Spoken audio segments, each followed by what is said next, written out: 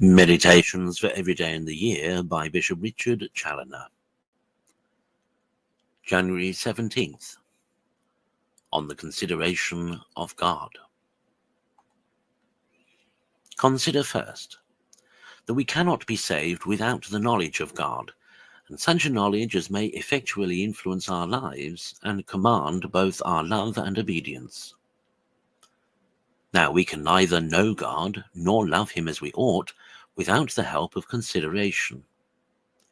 'Tis consideration that discovers to us his infinite beauty and perfection, and the many pressing motives we have to dedicate ourselves wholly to his love and service.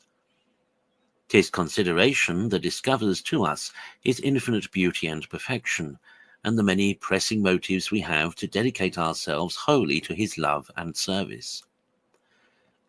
'Tis consideration sets before our eyes his eternal love and all his benefits to us, and convinces us that he is both infinitely charming and lovely in himself, and infinitely good to us.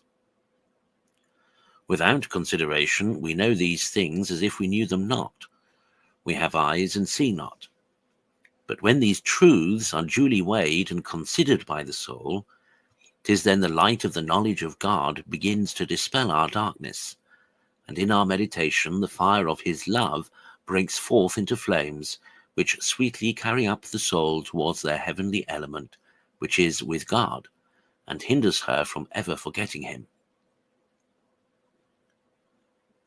Consider, secondly, how large a field we have in God for our meditation, whether we consider him as he is in himself and in his own divine attributes, or with relation to what he is to us and the titles he has been pleased to assume in our regard. He is in himself eternal, that is, without beginning, without end, without change, self-existent, independent. He is being itself. He alone properly is, I am who am, says he, Exodus 3. All other things are just nothing at all. They have no being but from him and in him. He is the being of all beings. He is immense and incomprehensible and every way infinite. He fills heaven and earth, creating, preserving, moving, ruling, supporting all things. He is infinitely wise, infinitely powerful, infinitely good, infinitely just, infinitely merciful. He is beauty itself, truth itself, and all perfection. See, my soul, what an immense field we have here for our consideration. It has no end. Here is more than enough to employ us for all eternity.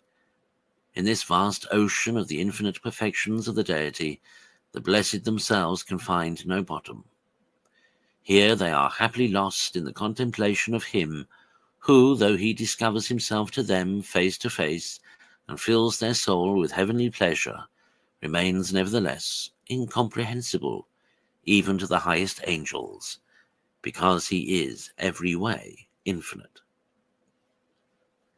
Consider, thirdly, that there still remains an ample field for meditation to help us to acquire the knowledge and love of God in the manifold considerations of what God is in our regard, and how good he is to us.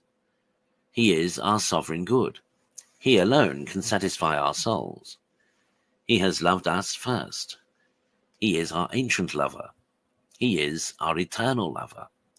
His thought and heart are always upon us. He is a disinterested lover, a most faithful and most constant lover, whose love never forsakes them that do not first forsake his love. He is our Maker and our Redeemer, the best of fathers, the best of friends, the spouse of our souls. He ever desires to come and dwell with us and in us, and to impart all his heavenly treasures to us. In a word, to give himself to us, and to take us to himself. And are not here sufficient motives to oblige us to love this great and good God infinitely good in himself and infinitely good to us? Is it possible that a generous heart, made through love and for love, should hold out against such pressing considerations as these, so far as to refuse a return of love? O divine love, 'tis only because thou art so little known that thou art so little loved.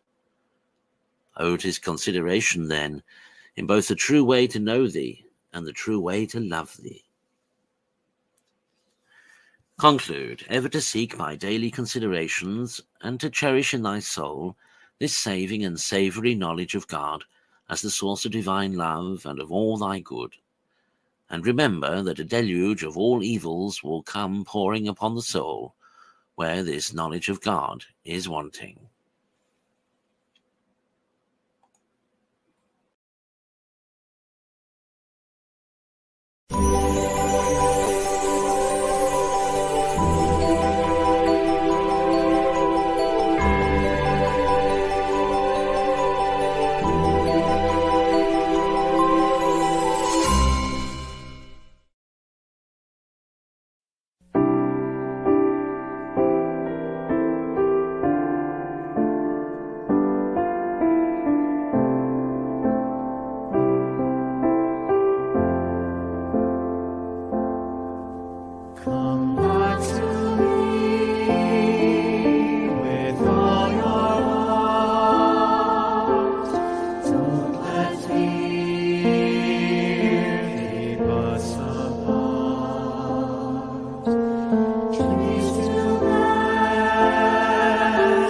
Straight and tall.